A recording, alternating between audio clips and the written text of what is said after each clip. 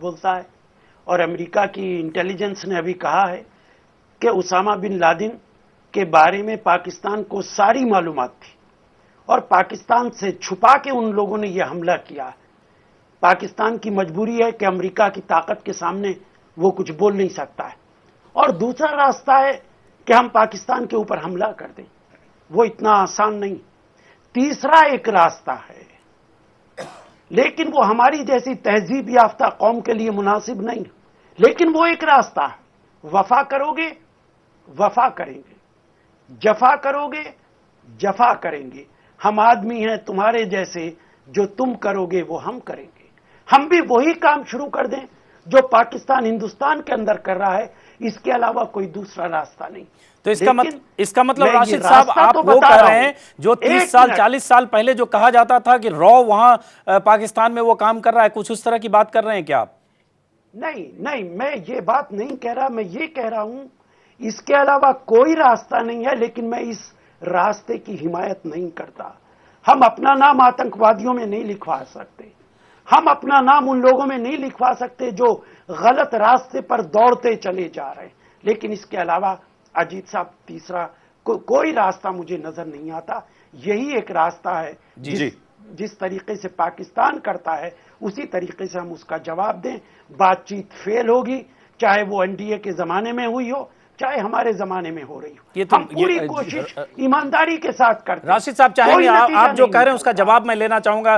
फौज के कई वरिष्ठ अधिकारी यहां मौजूद हैं, मैं एक एक करके सबसे जवाब चाहूंगा। पहला आपसे शुरू करता हूं। जो कह रहे हैं राशिद साहब आपने सुना।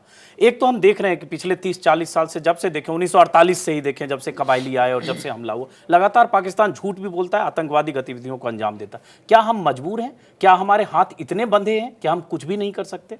देखिए, ऐसा है कि मैं दोबारा यही बात बोलूंगा कि हम इतने कमजोर नहीं हैं। मेंटली देखिए, जो भी लड़ाई या एक्शन बड़े से बड़ा या छोटे से छोटा, दिमागी हरकत से पहले उसमें जीत होती है, फिर फील्ड में जीत होती है। तो बस बात सारी ये है, हमारे पास और भी कई तरीके हैं। फॉरेन प्रेशर भी पाकिस्तान पे अब पड़ने लगेगा, क्योंकि अब उसकी पोल खुल चुकी है। अमेरिका बहुत उससे क्वेश्चन कर रहा है। अब world committee of the Nations भी उस पर क्वेश्चन करेगी। पाकिस्तान के ऊपर और प्रेशर आएगा। हिंदुस्तान को अपनी डिप्लोमेसी वहां पे भी तेज करनी होगी, ताकि पाकिस्तान पे इतना प्रेशर पड़े कि अब वो इस बात से ना चूक सके। अभी तक तो हाँ ना में बात निकल जाती थी, पर अब अमेरिका की झोली में बात आके गिर गई है। बिल्कुल ठीक, अब नहीं वो रुक सकेगा। बिल्कुल, अब नहीं रुक सकता। प्रेशर हम डाल सकते हैं। बख्शी साहब साफ तौर पर यहाँ कह रहे हैं।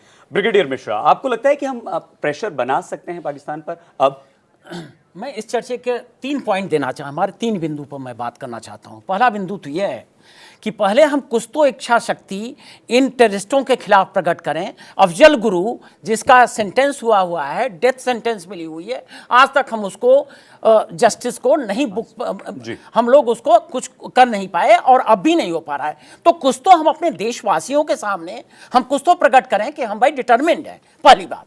दूसरी बात यह है कि मैं तो यही प्रार्थना करता हूं कि हमारे देश पर कोई आतंकी हमला न हो, लेकिन अगर अगला हमला होता है तो उसके लिए हम आज से ही इंटेलिजेंस कलेक्शन शुरू करें, ट्रेनिंग शुरू करें, डिटरमिन्ड रहें और हॉट परसूट या स्पॉटेड जो भी टेररिस्ट है उस पर हम वही कार्रवाई करें जो कमांडो कार्रवाई होती है। और तीसरी बात यह है कि जो यह प्रोग्राम है यह एक बड़े सुपरविजन में होना चाहिए, क्योंकि इसमें हर एक एजेंसी शामिल होंगी।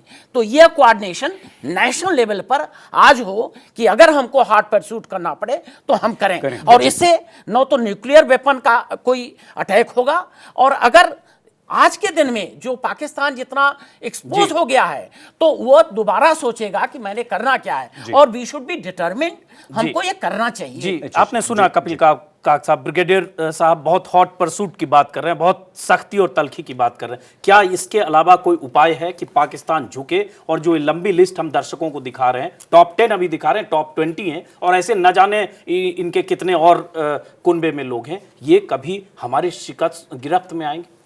नहीं, वो गिरफ्त में आएंगे जब मौका आएगा, और मौका आएगा ज़रूर, उसमें कोई शक नहीं। बट पहली बात यह है कि राष्ट्रीय हित हमारे क्या हैं, हमारी राष्ट्रीय सुरक्षा की रणनीति क्या है। मैं किसी से इस बात में सहमत नहीं हूँ कि भारत में पॉलिटिकल विल नहीं है। जब भारत के हितों पे एक गंभीर खतरा मौजूद हो जाता है, वो सन 65 हो या सन 71 हो या 99 हो, कारगिल हो, यही पॉलिटिकल लीडरशिप, जो भी वो बीजेपी हो, एनडीए हो, यूपीए सरकार हो, हमेशा ठीक उचित कदम उठाए हैं। मगर ये जो हम हाइपर वेंटिलेट कर रहे हैं, जी मारो जी, ये करो, ये भारत जैसा एक हाइपर हम तो बहुत मोहब्बत भी दिखाते हैं। मोहाली में बैठ के दो प्राइम मिनिस्टर मैच देखते हैं, दोनों हाथ हिलाते हैं और हम लाहौर बस लेकर जाते हैं, सब कुछ कर रहे हैं। हम सुरक्षा की बात मत कीजिए, रणनीति की बात करिए। इन 20 सालों में हम हाइपर वेंटिलेट हुए हैं कि भारत पे सामने इतने खतरे हुए हैं। भारत इन 20 सालों में विकसित देश बना है, लेकिन एयर मार्शल पाकिस्तान, सुनिए मेरी बात तो सुनिए, पाकिस्तान इन 20 सालों में इम्प्लोड हुआ है। तो सफलता किसको मिली है, भारत को या पाकिस्तान को? दूसरी बात यह है कि ये मौका है आपको, अगर रणनीति करनी है, जो राशिद साहब कह रहे थे बातचीत करिए। मैं नहीं कह रहा हूँ कि आपने एसेट्स वाइंड डाउन किए थे 97 में, रॉ के एसेट्स, शायद उनको फिर से बढ़ाया गया है, मगर सबसे अहम बात यह है, ये मौका है, पाकिस्तान की पोल खुली हुई है, ये मौका है, पाकिस्तान कमजोर है, थल सेना उनकी बिल्कुल एक तरीके से इम्प्लोड होने वाली है। ये मौका है कि हम दबाव बनाते रहिए, जिसमें हमें एक बार हम चलते हैं मुख्तार अब्बास नकवी साहब के पास। मुख्तार साहब, अभी राशिद साहब से हमने एक सवाल पूछा था कि क्या हम नहीं कर सकते, ये हम जानते हैं, हम अमेरिका की तरह पाकिस्तान में जाकर ओसामा को नहीं मार गिरा सकते, हमें पता है, लेकिन हमारे भी 20 दुश्मन उसी पाकिस्तान में हैं। अब सवाल ये उठता है, हम कर क्या सकते हैं? राजनेता के तौर पर आप क्या मानते हैं? सरकार 6 साल आपकी भी रही, आगरा समिट हुआ, उसके बाद संसद पर हमला हुआ, लाहौर गया वाजपेयी बस लेकर, उसके बाद करगिल हुआ, क्या कर सकते हैं? जरा ये जानना चाहेंगे आपसे मुख्तार साहब। देखिए अजीत जी, जो ये बात सही है, जो बात आप कह रहे हैं क्या कर सकते हैं। अगर आपको अच्छी तरह याद होगा कि हमने जब पोखरण किया था तो अमेरिका से पूछ करके या किसी भी बड़े देश से पूछ करके नहीं किया था, हमने अपने को परमाणु संपन्न देश बनाया था।